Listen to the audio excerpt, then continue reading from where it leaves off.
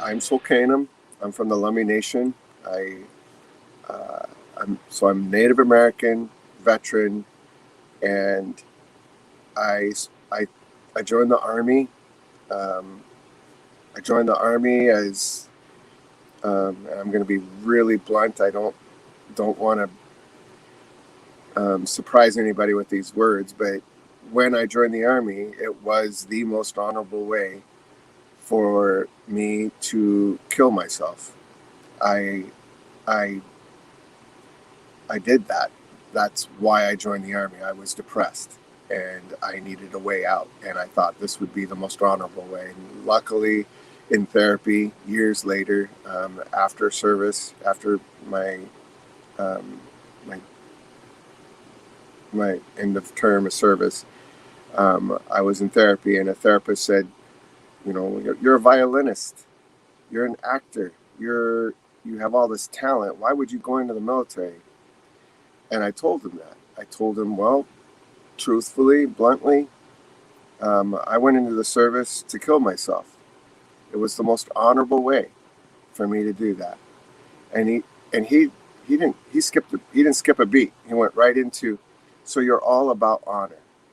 And I was like, no. Did you hear me? I wanted to kill myself. I'm all about depression. I'm all about all of this stuff. And he said, no. Of all the ways that you could choose to kill yourself, you chose the most honorable one. It's kind of like, of all the ways you could choose to live, you chose the most honorable one.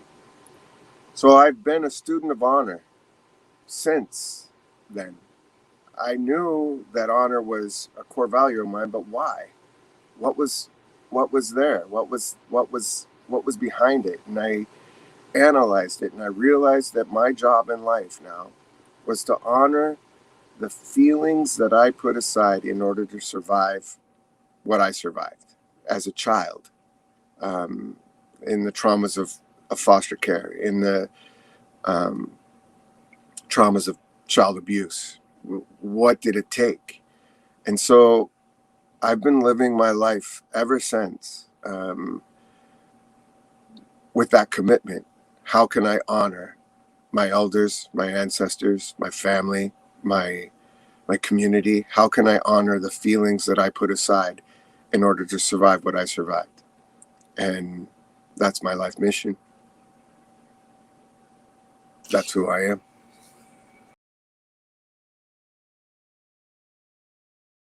I get asked the question, what does it mean to serve, a lot? I think it's because in my life, um, almost every phase of my life had something to do with service to the community, service to my elders, service on behalf of my ancestors, service to my country, uh, service to my tribe. Even the performance of my music is a service to my community. What I know now is that power is authority and control. And authority is gained by service. Basic training for the military is a stress management course. They change everything about your life, the clothes you wear, the food you eat, your social structure, everything, the place that you are. And to be of service, to step into that stress is it, it it's equivalent to the stress of a soldier being in battle. So you have the stress of a civilian, and then you change that civilian into a soldier. Well, that's equivalent to, it's designed this way. It's designed to be, that stress change is designed to be equivalent to a soldier in battle. And if you can handle this amount of stress, then you can handle this amount of stress. And what isn't, um, what we don't do effectively as a country is take a soldier from battle and put them into civilian life. That stress level, we don't prepare them for that. We don't help them to realize that they're stepping into another change in their life. And without the support structure, without the social structure that the military provides. I was, in particular, felt like I was left out alone, especially as my buddies went off to the first Gulf War. I was extremely stressed as a civilian, knowing that in the back of my mind, did I train them well? Did I do enough? Did I prepare them for what they are stepping into? And I was living in that stress without support. And that's the work. That's the work that we have, as we choose to serve those that have served, as we choose to be present to their stress management structure, their traumas that they are dealing with, as we choose to be of service to them. We need to understand the choices that they took, that they made, the sacrifices. They gave the best years of their life to service of our country.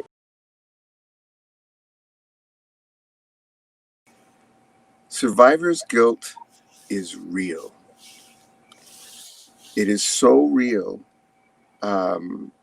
because in the military, you put aside a little piece of your personal identity and you wrap it in the uniform. And the uniform has a whole bunch of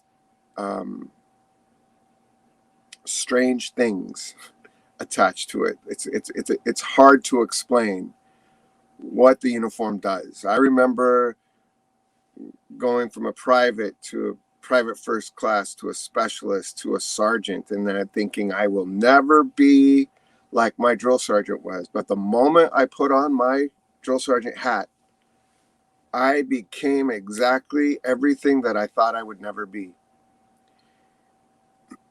So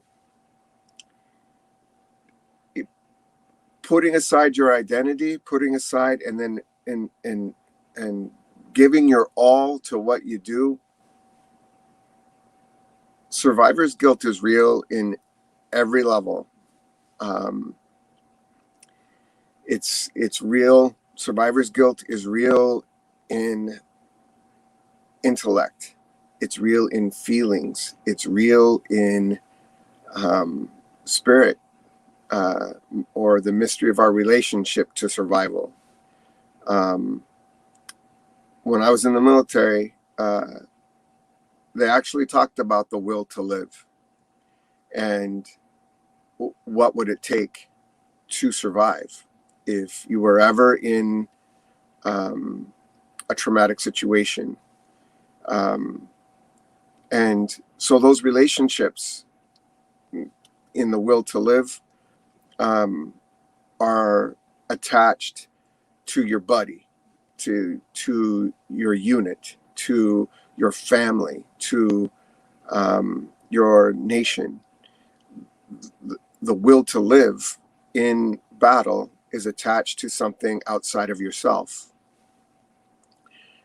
And then you survive. But your buddy didn't. Or if it was unrelated to battle, your family member didn't. If it, whatever it is that you survived, or and your connection didn't, that leaves a hole in you that is something to live with. And so survivor's guilt is real. And I would even say survivor's shame is real. I could have done more. I could have done better. I could have. And in that fantasy of the world, what could have been as opposed to what is, in that fantasy, it can be a wormhole in it. The other thing is that there is a connection to the uniform that a person wears. And when someone in that wears or shares that same uniform is lost. Um, there's a connection to it that people outside of that uniform may not understand. It's it taps into your soul. It taps into your psyche. It taps in the uniform. Taps into um, your identity at the core level. It's not just something you put on the outside. It's like it's not a costume. It's a regalia, and it's something that is a reflection of your identity. And when someone else passes in that uniform, it affects all the wearers of the uniform.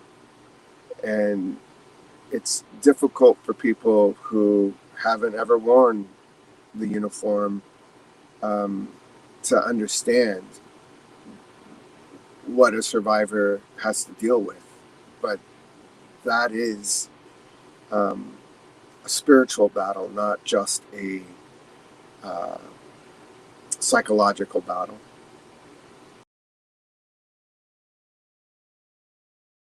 Someone who hasn't worn the uniform may not understand what it is to wear a uniform. Um, and may not understand what it is for a veteran to process the traumas of loss of someone else who wore the uniform, a comrade or someone they know or don't even know. A person may not understand what that is, but they can relate to loss. They can relate to their struggles, to their processing, and they can be present. That that's why I talk so much about honor, because from my honor, I can be present to your honor, and that is essential. Um, Someone who is being there for a veteran that hasn't served themselves, it's their honor that drives them to do that. And from that honor, you can connect to a service member. If your honor is present to the honor of someone else, there's a connection there. And you don't need to have served to serve a service member. As a service member, if they treat me with respect, meaning that they're going to see me again, spectacle, right? To respect is to treat someone like you're going to see them again. That whole notion of that exchange is really healing. So treating someone like there's going to be another day is powerful. And if you're present to them with a broader vision than they may have of themselves, then that is powerful. People who serve veterans are a special group of people. And I mean that because the truth is, if you're out there and you're serving veterans, the truth is that in your education, in your intelligence, in your compassion, there's a million things that you could do. But of all the things that you could do with your education, with all the things that you could do with your thoughts and your feelings, it is significant. It is significant to serve veterans. It is significant to choose to be present to their sacrifices and what demons they're dealing with. You save lives of those who saved our freedom. I can't I can't think of a more significant thing to do right now.